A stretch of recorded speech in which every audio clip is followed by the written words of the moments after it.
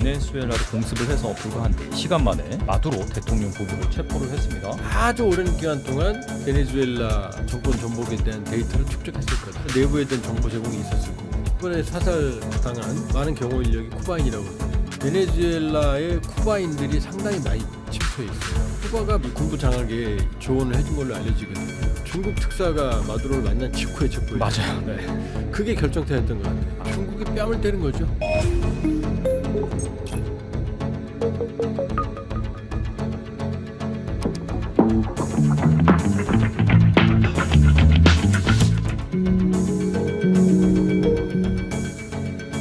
조한범 박사님 모셨습니다. 안녕하세요. 예, 안녕하세요. 네, 박사님 모시고 최근에 이 베네수엘라 이슈 좀 다뤄보겠는데요. 지난 주말에 정말 새벽 넋두부터 미국이 이 베네수엘라를 공습을 해서 불과 한 4시간 만에 이 마두로 대통령 부부를 체포를 했습니다. 사실 그 전에 뭐 마약 운반선 공격하고 그런 건 있었는데 이렇게 미국이 전격적으로 이 특수 작전을 벌인 이유 무엇이라고 보시나요? 그러니까 사실 그동안 이제 미국 항모 전단 전개된 게 지난해 말이잖아요. 네. 그리고 마약 운반선, 이거는 사실은 일종의 페이크 눈속임이었다. 아, 그쪽으로 이제 시선을 그게 목적이 집중시키고. 아니었어요. 그러니까 지금 언제 지상 공격을 하느냐, 전면적인 침공을 하느냐, 상륙을 하느냐 쉽지가 않죠. 왜냐하면 베네수엘라가 남한 면적의 9배예요. 엄청 크네요. 엄청 크죠. 거기다 북미 밀림 지역이잖아요. 네. 거기서 게릴라전 하면 대책이 없어요. 주요 거점을 장악한다 하더라도 이라크 사막전하고는 얘기가 달라요. 은폐은폐가 불가능한 게 사막이잖아요. 근데 여기는 아니거든요. 지금도 중남미의 게릴라들이 얼마나 많아요. 근데 여기를 그러니까 언제 전쟁을 하느냐, 여기에 시선을 끌게 해놓은 다음에 그 사이에 한 일이 다 시뮬레이션을 한 거죠. 그러니까 마두로 체포를 위한 여러 가지 탐색 작업을 한 거예요. 쉽게 말하면. 그러니까 공중 감시, 정찰 이런 걸 통해서 물론 이미 기본 데이터를 가지고 있지만 근접거리에서 모든 마두로의 동선을 확보를 했던 것 같고, 내부 협력자가 없다면 불가능하죠. 아, 스파이가 있었다. 내부 협력자는 당연히 있었을 거고, 이란 공습 때도 이스라엘 모사드가 이란의 주요 지휘관, 그다음 핵과학자들 핀포인트로 그냥 뭐 잠자는 침실에서 다 제거했잖아요. 그것도 장기간의 모사드의 작업이 있었거든요. 그러니까 그동안 했던 대규모 함대 전개, 이거는 전면전을 위한 게 아니고 마두로 체포를 위한 특화된 작전이었다, 이렇게 볼 수가 있죠. 그리고 특히 이제 전면전 작전이 왜 어려웠냐면 미국 대통령이라 하더라도 전쟁 행위는 의회 승인을 받아야 되거든요. 근데 의회가 승인해줄 가능성은 희박하거든요. 그러니까 트럼프 대통령이 지금 로드리게스 대통령한테 너 말 안 들으면 2차 공격할 거야. 공격하기 어렵죠. 그럼 마약 사범도 아니잖아요. 지금 이번에 공격하게 되면. 네. 그건 이제 전쟁 행위잖아요. 그 의회 승인 받아야 되거든요. 지금 민주당이 다 반대하고 있잖아요. 그러니까 전격적인 것처럼 보이지만 사실은 사전에 준비했고, 그리고 치밀하게, 그리고 베네수엘라 정권 전복에 대한 꿈은 어제 오늘 일이 아니에요. 이미 죽은 후고 차베스, 네. 2002년 쿠데타가 일어났는데 그때도 뒤에서 미국이 개입했다는 게 거의 정설이거든요. 그러니까 아주 오랜 기간 동안 베네수엘라 정권 전복에 대한 데이터를 축적했을 거다. 그리고 이번에 전개된 항모, 강습, 상륙, 전단 이런 것들은 사실은 상륙 전면전 이게 아니고 처음부터 특화되어 있던 것 같다. 마두로 체포. 그러니까 그랬잖아요, 트럼프가. 크리스마스를 하려고 그랬는데 날씨가 안 좋아서 늦어진 거예요. 이렇게 말이잖아요. 크리스마스 선물. 그렇죠. 훨씬 이전부터 뭐든지 마두로 체포를 위한 거였다, 이렇게 볼 수가 있고, 그리고 이번에 150여 대 항공기를 띄웠다고 그러는데 보면 사실상 마두로 경호원들 지금 현재 알려진 80여 명 사망자가 교전이 아니었다. 일방적인 학살이었다. 그러니까 교전을 했으면 그럴 일 벌어질 리가 않아요. 아무리 델타 포스라 하더라도 한 명도 사상자가 발생하지 않을 수는 없어요. 그러니까 완벽하게 전자전을 통해서 전 레이더를 교란시켜놨고 무력화시켰고 방공망을 초기에 완전히 괴물시켰고 그 다음에 가장 중요한 주의 통제 통신 시스템을 마비시켰을 가능성이. 그러고 들어가면은 경호원들도 지금 상황 파악을 못 하거든요. 그렇죠. 서로 통신도 안 되고. 그 다음에 사전에 파악했던 동선, 왜냐하면 안가 내부를 어떻게 알아요? 그러니까 안가 내부에 대한 정보 제공이 있었을 거고. 그렇게 보면은 지구상에서 미국만 가능한 작전이다. 거기다가 운도 따라줬다. 왜냐 이번에 항공기 한 대가 피격됐거든요. 격추되지 않고 사상자도 없었거든요. 델타포스가 이번에 주역이었던 걸 알지는데 델타포스가 항상 성공한 게 아니에요. 이란 인질 사태 때 그때 사막에서 헬기 충돌로 델타포스 요원들 8명이 사망했어요. 작전은 실패했고. 그 다음에 블랙호크 다운 영화 있죠.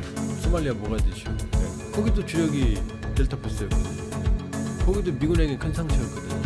이번에는 미국의 압도적인 국력, 군사력, 그 다음에 특수부대의 능력, 이게 결합이 된 거다.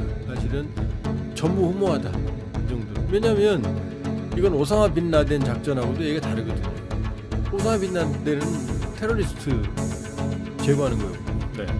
그리고 이게 수도가 아닌 교회에 그냥 은신처였거든요. 근데 이건 아니잖아요. 인구 2,800만에 남한 민족의 9배나 되는 주권국가, 이 신병부에 침투해서 주권국가의 수도를 완전히 교란시켜놓고 마비시켜놓고 거기서 체포한 거니까 아마 역사에 전무후무한 기록으로 남을 거다 이렇게 볼 수가 있고, 또 하나는 마두로 정권의 방심이라고 볼 수가 있어요. 설마. 그 다음에 특히 중국 특사가 마두로를 만난 직후에 체포했어요. 맞아요. 네. 그게 결정타였던 것 같아요. 중국 특사가 만나고 갔는데 무슨 일이 벌어지겠어요. 그러니까 이 마두로 정권의 방심도 상당히 한 원인이 됐던 것 같고, 또 하나는 베네수엘라와 쿠바와의 특수한 관계인데 베네수엘라의 쿠바인들이 상당히 많이 침투해 있어요. 고문단, 군사 고문단. 그러니까 베네수엘라 군이 생각보다 치밀하지가 않고, 또 2002년에 우고 차베스 정권 당시에 베네수엘라 군부가 쿠데타를 일으켰었거든요. 그렇기 때문에 이 볼리바르 혁명 정신이라는 걸 추구했던 차베스 정권이 쿠바와 상당히 밀접한 외교 안보적인 협력 관계를 맺고 있었고, 따라서 이번에 사살당한 많은 경호 인력이 쿠바인이라고 그러잖아요. 쿠바가 많은 이 군부 장악에 조언을 해준 걸로 알려지거든요. 그러니까 이 얘기는 쿠바라고 하는 이 군사 선진국, 인구는 더 작지만 지원을 받는 측면도 있지만 이건 내부에 일종의 이질적인 요소가 투입이 된 거 아니에요. 베네수엘라 군부가 있을 거 아니에요. 여기 지금 쿠바의 고문단이 와 있는 거 아니에요. 그럼 여기서 생기는 불협화도 하나의 원인이 됐을 수 있다. 이렇게 볼 수 있죠. 아무튼간에 이 체포 당일 중국에서 특사가 와서 이 마두로 대통령을 접견했다는데, 중국 입장에서는 이 중국 외교관이 가 있는 상황에서 그런 작전을 뭐 단행했다. 그래서 뭐 고립됐다는 얘기도 있고, 뭐 아무튼 뭐 여러 가지 소문이 있긴 한데, 이런 것들을 들으면 중국이 사실 어떻게 보면 상당히 당혹스럽다. 그리고 이제 이 중국과 베네수엘라 간의 그런 뭐 원유 거래라든지 그런 것들을 다 예상을 하고 가지 않겠습니까? 이걸 완전히 차단시켜 버렸다라고 볼 수 있겠네요. 중국이 뺨을 때는 거죠. 왜냐하면 중국 지금 베네수엘라 원유의 한 80% 가량을 중국이 수입해가고, 그 다음에 한 60조 원 정도의 채권 베네수엘라에.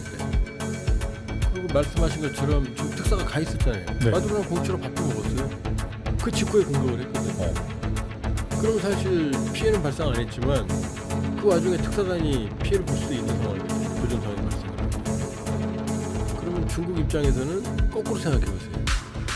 미국이 원유를 80% 수입해가는 나라, 미국이 가장 큰 채권을 가지고 있는 나라, 거기에 미국 특사단이 가 있는데 중국이 공격했다고 생각해 보세요.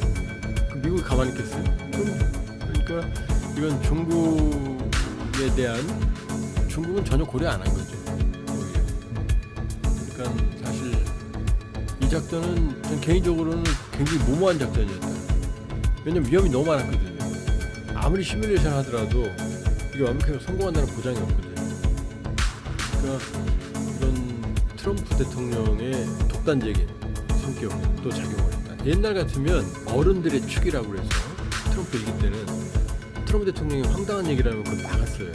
2024년 8월경에 나온 트럼프 일기 때 맥 매티스 안보보좌관이 회고록을 쓴 게 있거든요. 거기 보면 그런 말이 나와요. 멕시코 마약 거점을 폭격할까? 이런 대목이 나와요. 더 황당한 대목도 나와요. 김정은이 열병식 하는데 열병식 하면 북한군 모여있잖아. 그거 한 번에 날리면 어때? 이렇게 말을 했다는 거예요. 공개돼 있어요. 언론에 볼 수 있어요. 그때 맥 매티스 안보보좌관, 맥마스터 안보보좌관이 굉장히 놀랬다는 거예요. 맥마스터 안보보좌관의 회고록이 나오거든요. 지나고 보니까 지금 그렇게 했잖아요. 지금 멕시코 마약 카르텔 폭격하는 게 아니라 대통령 궁을 폭격해서 지금 잡아왔잖아요. 이게 뭘 얘기해요? 지금 안 막았으면 북한도 그렇게 했을 수 있는 거죠. 한방도 저서 완전 비거든요. 끔찍한 거죠. 끔찍한 거예요. 지금 그러니까 트럼프 대통령은 뭐든 가능한 사람. 근데 지금 아무도 못 막아요. 근데 옆에서 또 부추겨요 누가? 그게 바로 마코 루비오 국무장관. 마코 루비오 국무장관이 쿠바 이민 출신의 아들이거든요. 그러니까 루비오는 이 쿠바에 대한 증오감이 있거든요. 그다음에 쿠바의 영향력이 있는 남미 좌파 정권의 증오감이 있거든요. 지금 베네수엘라 사태로 코피 터지고 있는 게 쿠바거든요. 왜냐하면 쿠바는 여러 가지 의사라든지 간호사라든지 군 공단이라든지 이런 걸 집중적으로 차베스 정권을 지원해주고 이 쿠바 베네수엘라는 여기에 원유를 지원하면서 쿠바 경제가 돌아가는데 지금 원유가 막혔거든요. 쿠바 경제가 파탄지경이에요. 그러니까 루비오 머릿속에는 베네수엘라를 치면 쿠바도 타격을 입는다는 걸 알고 있는 거죠. 그러니까 그레넬이라고 이번에 협상을 중재했던 트럼프의 특사가 있어요. 그러니까 이 사람은 실제로 마두로도 만났고 협상도 진행했고 일부 성과도 얻었어요. 이건 비둘기판 거죠.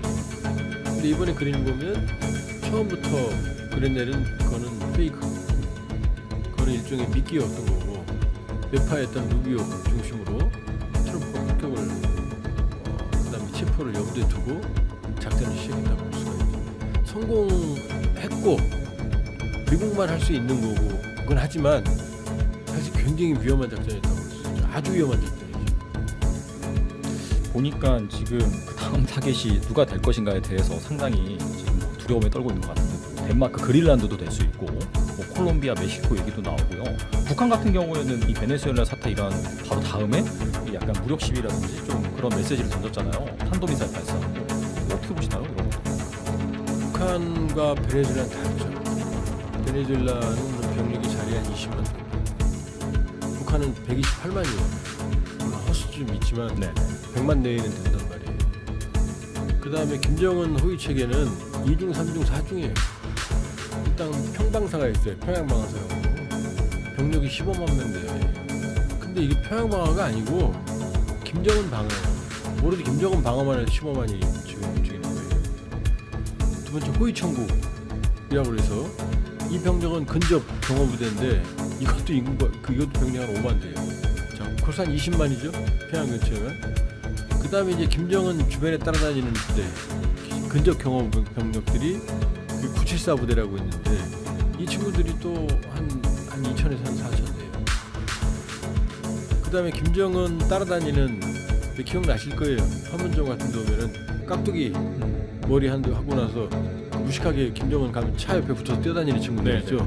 그 친구들이 한 50명 돼요. 그 다음에 김정은의 경우에는 김정은의 집무실 중심으로 그 다음에 거취를 중심으로 수없이 많은 지하 미로들이 있어요. 중요한 상황 때는 그 미로들 다 연결돼 있어요. 그리고 이건 뭐 확인된 건 아니지만 각계무사라고 그러죠. 김정은과 유사한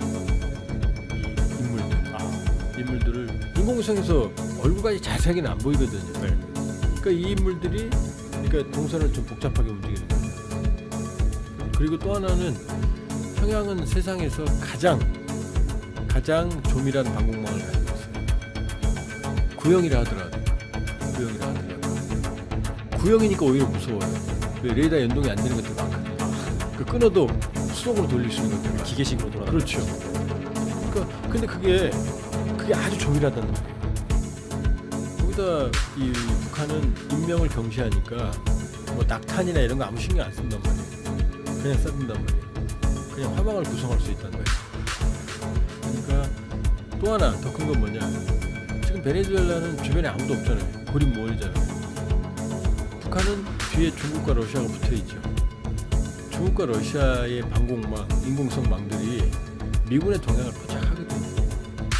아무리 은밀하게 움직여도 지금 베네수엘라에 있는 것과 지금 중국과 러시아에 붙어 있는 그 북한의 움직임과는 다르거든요.